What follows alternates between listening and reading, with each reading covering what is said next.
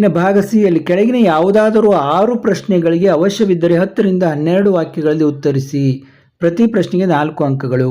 ನೋಡಿ, ನಿರ್ವಹಣೆಯ ತತ್ವಗಳ ಯಾವುದಾದರೂ 4 ಸ್ವರೂಪವನ್ನು ಸಂಕ್ಷಿಪ್ತವಾಗಿ ವಿವರಿಸಿ. ನೋಡಿ, ನಿರ್ವಹಣೆಯ ತತ್ವಗಳು ಯಾವ್ಯಾವು? ಸಾರ್ವತ್ರಿಕ ಅನ್ವಯಿಸುವಿಕೆ, ಎಲ್ಲ ಓದ್ತಾ ಹೋಗೋದಿಲ್ಲ. ಸಾಮಾನ್ಯ ಮಾರ್ಗಸೂಚಿಗಳು, ಆಚರಣೆ ಮತ್ತು ಪ್ರಾಯೋಗಿಕ ರೂಪುಗೊಂಡಿದೆ, ನಮನೀಯವಾಗಿದೆ, ಮುಖ್ಯವಾಗಿ ವರ್ತನಶೀಲವಾಗಿದೆ, ಕಾರಣ ಮತ್ತು ಪರಿಣಾಮ ಸಂಬಂಧಗಳು. ನೋಡಿ, ಇದರಲ್ಲಿ ಯಾವುದಾದ್ರೂ 4 ನೀವು ಇದನ್ನು ಮಾಡಿದರೂ ಕೂಡ ನಿಮಗೆ ಅಂಕಗಳು ದೊರೀತವೆ. ನೀವು ಬೇಕಂದರೆ ಸ್ಕ್ರೀನ್ಶಾಟನ್ನು ತಕ್ಕೋಬಹುದು. ವ್ಯವಹಾರ ಪರಿಸರದ ಯಾವುದಾದರೂ 4 ಪ್ರಾಮುಖ್ಯತೆಯನ್ನು ಸಂಕ್ಷಿಪ್ತವಾಗಿ ವಿವರಿಸಿ. ವ್ಯವಹಾರ ಪರಿಸರ.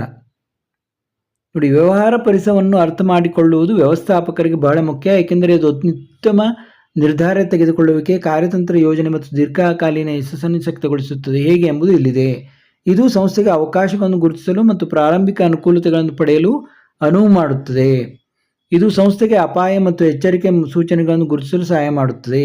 ಇದು ಉಪಯುಕ್ತ ಸಂಪನ್ಮೂಲಗಳನ್ನು ಹೊಂದಲು ಸಹಾಯ ಮಾಡುತ್ತದೆ. ಇದು ಕ್ಷಿಪ್ರ ಬದಲಾವಣೆಗಳನ್ನು ಸಮರ್ಥವಾಗಿ ನಿಭಾಯಿಸಲು ಸಹಾಯ ಮಾಡುತ್ತದೆ. ಇದು ಯೋಜಿಸುವಿಕೆ ಮತ್ತು ನೀತಿ ರೂಪಿಸುವಲ್ಲಿ ಸಹಾಯ ಮಾಡುತ್ತದೆ. ಕಾರ್ಯನಿರ್ವಹಣೆ ಸುಧಾರಿಸಲು ಇದು ಸಹಾಯ ಮಾಡುತ್ತದೆ. ಇವನು ಒಂದು 4-5 ಸ್ವಲ್ಪ ಒಂದೊಂದು ಲೈನ್ ಎಕ್ಸ್ಪ್ಲನೇಷನ್ ಕೊಟ್ಟು ಬರೆದುಬಿಟ್ರೆ ನಿಮಗೆ ಆರಾಮಾಗಿ ಅಂಕಗಳನ್ನು ನೀಡ್ತಾರೆ. ಇನ್ನು 29ನೇ ಪ್ರಶ್ನೆ ನೋಡಿ.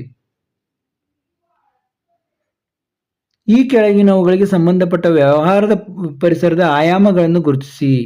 ನೋಡಿ, ಬ್ಯಾಂಕುಗಳು ಗೃಹ ಸಾಲದ ಮೇಲೆ ಬಡ್ಡಿ ದರ ಇಳಿಸಿವೆ, ಕೆಲಸ ಮಾಡುವ ಮಹಿಳೆಯರ ಸಂಖ್ಯೆ ಹೆಚ್ಚುತ್ತಿದೆ, ಅಂತರ್ಜಾಲ ವ್ಯವಸ್ಥೆಯ ಮೂಲಕ ಟಿಕೆಟ್ ರಿಸರ್ವೇಷನ್ ಮಾಡಿಸುವುದು, ಮದ್ಯಪಾನೀಯಗಳಿಗೆ ಜಾಹೀರಾತು ನೀಡುವುದನ್ನು ನಿಷೇಧಿಸಲಾಗಿದೆ. ನೋಡಿ, 29ನೇದ್ದು ನೋಡಿ, 29ನೇದು ಏನೇನವು ನೋಡಿ. ಮೊದಲನೇದು ನಿಮ್ಮ ಹತ್ರ ಕ್ವಶನ್ ಪೇಪರ್ ಇದ್ದರೆ ಚೆನ್ನಾಗುತ್ತೆ. ಆರ್ಥಿಕ ಪರಿಸರ, 2ನೇದು ಸಾಮಾಜಿಕ ಪರಿಸರ, 3ನೇದು ತಾಂತ್ರಿಕ ಪರಿಸರ, 4ನೇದು ಕಾನೂನು ಪರಿಸರ. ನೋಡಿ, 30ನೇ ಪ್ರಶ್ನೆ ಇದೆ. ಒಂದು ಉದ್ಯಮದ ವ್ಯವಸ್ಥಾಪಕರಾಗಿ ಯೋಜನೆಯನ್ನು ಕಾರ್ಯಗೊಳಿಸುವ ಮೊದಲು ಯೋಜನಾ ಪ್ರಕ್ರಿಯೆಯಲ್ಲಿ ಯಾವ ಹಂತಗಳನ್ನು ಅನುಸರಿಸುತ್ತೀರಿ? ನೋಡಿ, ಯೋಜನಾ ಪ್ರಕ್ರಿಯೆಯ ಹಂತಗಳು. ನೋಡಿ, ಯೋಜನಾ ಪ್ರಕ್ರಿಯೆಯ ಹಂತಗಳು: ಉದ್ದೇಶಗಳನ್ನು ಸ್ಥಾಪಿಸುವುದು, ಪರಿಮಿತಿ ಅಥವಾ ಊಹೆಗಳನ್ನು ಅಭಿವೃದ್ಧಿಪಡಿಸುವುದು, ಪರ್ಯಾಯ ಕಾರ್ಯಮಾರ್ಗಗಳನ್ನು ಗುರುತಿಸುವುದು, ಪರ್ಯಾಯ ಕಾರ್ಯಮಾರ್ಗಗಳನ್ನು ಮೌಲ್ಯೀಕರಿಸುವುದು. ನೋಡಿ, ಇವೆಲ್ಲ ಇದ್ದಾವೆ. ಒಂದು 4 ನೀವು ಸರಿಯಾಗಿ ಬರೆದುಬಿಟ್ರೆ ಸಾಕು. ಉದ್ಯೋಗಿಗಳ ಆಯ್ಕೆಗೆ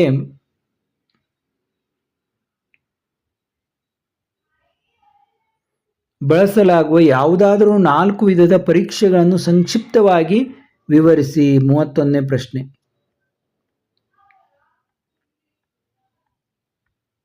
ಉದ್ಯೋಗಿ ಆಯ್ಕೆ ಪ್ರಕ್ರಿಯೆಯಲ್ಲಿ ಬಳಸುವಂತಹ ಪರೀಕ್ಷೆಗಳು: ಬುದ್ಧಿವಂತಿಕೆ ಪರೀಕ್ಷೆಗಳು, ಯೋಗ್ಯತಾ ಪರೀಕ್ಷೆಗಳು, ವ್ಯಕ್ತಿತ್ವ ಪರೀಕ್ಷೆಗಳು, ವೃತ್ತಿ ಪರೀಕ್ಷೆ. ನೋಡಿ, ಆಮೇಲೆ ಆಸಕ್ತಿ ಪರೀಕ್ಷೆಗಳು ಅಂತಲೂ ಇದ್ದಾವೆ. ಇವುಗಳ ಬಗ್ಗೆ ನೀವು ಸ್ವಲ್ಪ ಬರೆದ್ರೆ ನಿಮಗೆ ಅಂಕಗಳು ದೊರೀತವೆ. ಇನ್ನು 32ನೇದು ನೋಡಿ. ನಿಯಂತ್ರಿಸುವಿಕೆ ಯಾವುದಾದರೂ 4 ಮಿತಿಗಳನ್ನು ಸಂಕ್ಷಿಪ್ತವಾಗಿ ವಿವರಿಸಿ. ನೋಡಿ, ನಿಯಂತ್ರಿಸುವಿಕೆಯ ಯಾವುದಾದರೂ 4 ಮಿತಿಗಳನ್ನು.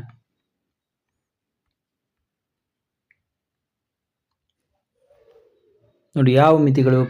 ಪರಿಮಾಣಾತ್ಮಕ ಶಿಷ್ಟಗಳನ್ನು ನಿಗದಿಪಡಿಸುವಲ್ಲಿರುವ ಕಷ್ಟ, ಬಾಹ್ಯ ಅಂಶಗಳ ಮೇಲೆ ನಿಯಂತ್ರಣವಿಲ್ಲ, ನೌಕರರಿಂದ ವಿರೋಧ, ವೆಚ್ಚದಾಯಕ ಕಾರ್ಯ.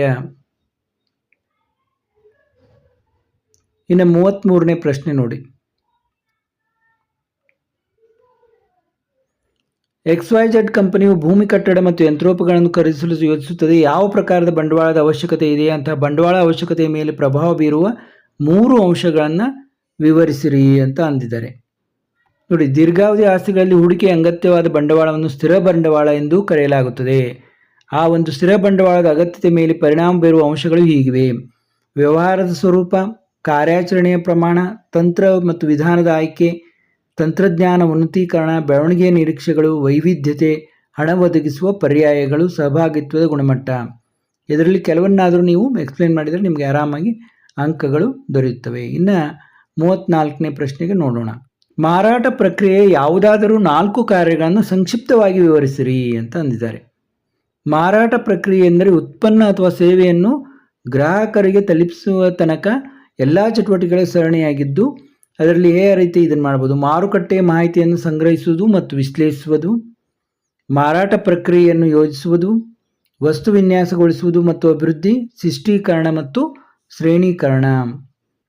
ಈ ಕೆಳಗಿನ ಹೇಳಿಕೆಗಳು ಸೂಚಿಸುವ ಮಾರಾಟ ಪ್ರವರ್ತನೆಯ ಚಟುವಟಿಕೆಗಳನ್ನು ಗುರುತಿಸಿ. ನೋಡಿ, ಕಾರು ತಯಾರಕರು ಒಂದು ನಿರ್ದಿಷ್ಟ ಮುದ್ರೆಯ ಕಾರಿನ ಬೆಲೆಯಲ್ಲಿ 10,000 ರಿಯಾಯಿತಿ ನೀಡಿ ಮಾರಾಟ ಮಾಡುವುದು. ಅರ್ಧ ಕೆಜಿ ಅಕ್ಕಿಯನ್ನು ಒಂದು ಚೀಲ ಗೋಧಿ ಹಿಟ್ಟು ಖರೀದಿಸಿದಾಗ ಕ್ಷೌರದ ಕ್ರೀಮ್ 40% ಅಧಿಕ ಕೊಡುಗೆ. ಟಿವಿಯ ಖರೀದಿಯೊಂದಿಗೆ ಕಾರ್ಡ್ ಗೀಚಿರಿ, ತಕ್ಷಣ ಬಹುಮಾನ ಗೆಲ್ಲಿರಿ. ಇವು ಏನೇನು ಮಾರಾಟ ಪ್ರವರ್ತನೆಯ ಚಟುವಟಿಕೆ ಅಂತ ಕೇಳಿದ್ದಾರೆ. ನೋಡಿ, ಇದರ 35ರ ಉತ್ತರವನ್ನು ನಾವೀಗ ನೋಡೋಣ. ಮಾತ್ರ ಪ್ರಶ್ನೆ ಪತ್ರಿಕೆ ಇದ್ರೆ ಚೆನ್ನಾಗಿರುತ್ತೆ. ರಿಯಾಯಿತಿ ಒಂದನೇದು, ಎರಡನೇದು ಉತ್ಪನ್ನ ಸಂಯೋಜನೆಗಳು, ಮೂರನೇದು ಪ್ರಮಾಣ ಉಡುಗೊರೆ, ನಾಲ್ಕನೇದು ತಕ್ಷಣದ ಡ್ರಾಗಳು ಮತ್ತು ಯೋಜಿತ ಉಡುಗೊರೆಗಳು. ಗ್ರಾಹಕರು ಸರಕು ಸೇವೆಗಳನ್ನು ಖರೀದಿಸುವಾಗ, ಬಳಸುವಾಗ ಮತ್ತು ಅನುಭವಿಸುವಾಗ ಹೊಂದಿರಬೇಕಾದ ಯಾವುದಾದರೂ 4 ಹೊಣೆಗಾರಿಕೆಗಳನ್ನು ತಿಳಿಸಿ ಎಂದಿದ್ದಾರೆ. ನೋಡಿ, ಇಷ್ಟೊಂದು ಕೊಟ್ಟಿದ್ದಾರೆ ಇವರು. ಮಾರುಕಟ್ಟೆಯಲ್ಲಿ ಲಭ್ಯವಿರುವ ವಿವಿಧ ಸರಕುಗಳು ಮತ್ತು ಸೇವೆಗಳ ಬಗ್ಗೆ ತಿಳಿದಿರಲಿ. ಇದರಿಂದ ಬುದ್ಧಿವಂತ ಆಯ್ಕೆಯನ್ನು ಮಾಡಬಹುದು. ನೋಡಿ, ಗುಣಮಟ್ಟದ ಭರವಸೆಯನ್ನು ಒದಗಿಸುವುದರಿಂದ ಪ್ರಮಾಣಿತ ಸರಕುಗಳನ್ನು ಮಾತ್ರ ಖರೀದಿಸಿ. ಹೀಗಾಗಿ ಎಲೆಕ್ಟ್ರಿಕಲ್ ಸರಕುಗಳ ಮೇಲೆ ISI ಗುರುತು, ಆಹಾರ ಉತ್ಪನ್ನಗಳ ಮೇಲೆ FPO ಗುರುತು, ಆಭರಣಗಳ ಮೇಲೆ ಹಾಲ್ಮಾರ್ಕ್ ಇತ್ಯಾದಿಗಳನ್ನು ನೋಡಿ. ಉತ್ಪನ್ನಗಳು ಮತ್ತು ಸೇವೆಗಳಿಗೆ ಸಂಬಂಧಿಸಿದ ಅಪಾಯಗಳ ಬಗ್ಗೆ ತಿಳಿಯಿರಿ. ತಯಾರಕರ ಸೂಚನೆಗಳನ್ನು ಅನುಸರಿಸಿ ಮತ್ತು ಉತ್ಪನ್ನಗಳನ್ನು ಸುರಕ್ಷಿತವಾಗಿ ಬಳಸಿ. ಬೆಲೆಗಳು, ನಿವ್ವಳ ತೂಕ, ಉತ್ಪಾದನೆ ಮತ್ತು ಮುಕ್ತಾಯ ದಿನಾಂಕಗಳು ಇತ್ಯಾದಿಗಳ ಬಗ್ಗೆ ಮಾಹಿತಿಯನ್ನು ಹೊಂದಲು ಲೇಬಲ್ಗಳನ್ನು ಎಚ್ಚರಿಕೆಯಿಂದ ಓದಿ. ನೋಡಿ, ಇವೆಲ್ಲ ಇಂಪಾರ್ಟೆಂಟ್ ಭಾಳ. ಇದೇ ರೀತಿ ಎಷ್ಟೊಂದು ಇವಿದಾವೆ, ಅದರಲ್ಲಿ ಕೆಲವುಗಳನ್ನು ಬರೆದರೂ ಕೂಡ ನಿಮಗೆ ಅಂಕಗಳು ದೊರೀತವೆ. ಇನ್ನು 37, ನಿರ್ವಹಣೆಯ ಉದ್ದೇಶವನ್ನು ವಿವರಿಸಿ. ಇಲ್ಲಿ ನೋಡಿ, ಈ ಕೆಳಗಿನ ಯಾವುದಾದ್ರೂ 3 ಪ್ರಶ್ನೆಗಳು 20ರಿಂದ 25 ವಾಕ್ಯಗಳಲ್ಲಿ ಉತ್ತರಿಸಿ. ಪ್ರತಿ ಪ್ರಶ್ನೆಗೆ 8 ಅಂಕಗಳು. ನಿರ್ವಹಣೆಯ ಉದ್ದೇಶಗಳನ್ನು ವಿವರಿಸಿ. ನೋಡಿ, 37ನೇದ್ದು ನೋಡಿ, ನಿರ್ವಹಣೆಯ ಉದ್ದೇಶ ಏನು? ಸಂಘಟನಾತ್ಮಕ ಉದ್ದೇಶಗಳು, ಸಾಮಾಜಿಕ ಉದ್ದೇಶಗಳು, ನಂತರ ವೈಯಕ್ತಿಕ ಉದ್ದೇಶಗಳು. ನೋಡಿ, ಈ ರೀತಿ ನೀವು ಬರೀಬೇಕು.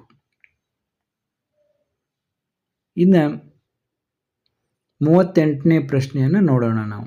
ಸಂಘಟಿಸುವಿಕೆ ಎಂದರೇನು? ಸಂಘಟಿಸುವಿಕೆಯ ಪ್ರಾಮುಖ್ಯತೆಯನ್ನು ವಿವರಿಸಿ. ಸಂಘಟಿಸುವಿಕೆ ಅಂತಂದ್ರೇನು?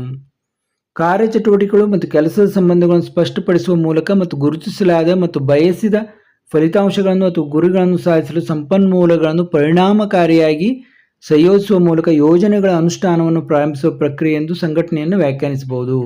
ಸಂಘಟನೆಯ ಪ್ರಾಮುಖ್ಯತೆ ಏನು? ವೈಶಿಷ್ಟ್ಯತೆಯ ಪ್ರಯೋಜನಗಳು, ಕಾರ್ಯಸಂಬಂಧಿಗಳಲ್ಲಿ ಸ್ಪಷ್ಟತೆ, ಸಂಪನ್ಮೂಲಗಳ ಅತ್ಯುತ್ತಮ ಬಳಕೆ, ಬದಲಾವಣೆಗೆ ಹೊಂದಿಕೊಳ್ಳುವುದು, ಪರಿಣಾಮಕಾರಿ ಆಡಳಿತ, ಇವನ್ನೆಲ್ಲ ಹೇಳಬಹುದು. ಇನ್ನು 39ನೇ ಪ್ರಶ್ನೆ ನೋಡಿ, ಸಿಬ್ಬಂದಿ ನಿರ್ವಹಣೆಯ ಪ್ರಕ್ರಿಯೆಯಲ್ಲಿನ ಹಂತಗಳನ್ನು ವಿವರಿಸಿ. ನೋಡಿ, ಸಿಬ್ಬಂದಿ ನಿರ್ವಹಣಾ ಪ್ರಕ್ರಿಯೆಯಲ್ಲಿನ ಹಂತಗಳು: ಮಾನವ ಶಕ್ತಿಯ ಅಗತ್ಯತೆಗಳನ್ನು ಅಂದಾಜು ಮಾಡುವುದು, ನೇಮಕಾತಿ, ಆಯ್ಕೆ, ಅನುಸ್ಥಾಪನೆ ಹಾಗೂ ಅಭಿಶಿಕ್ಷಣ, ತರಬೇತಿ ಮತ್ತು ಅಭಿವೃದ್ಧಿ, ಕಾರ್ಯನಿರ್ವಹಣೆ, ಪರಾಮರ್ಶನ, ಬಡ್ಡಿ ಮತ್ತು ವೃತ್ತಿ ಜೀವನ ಯೋಜಿಸುವಿಕೆ, ಪರಿಹಾರ.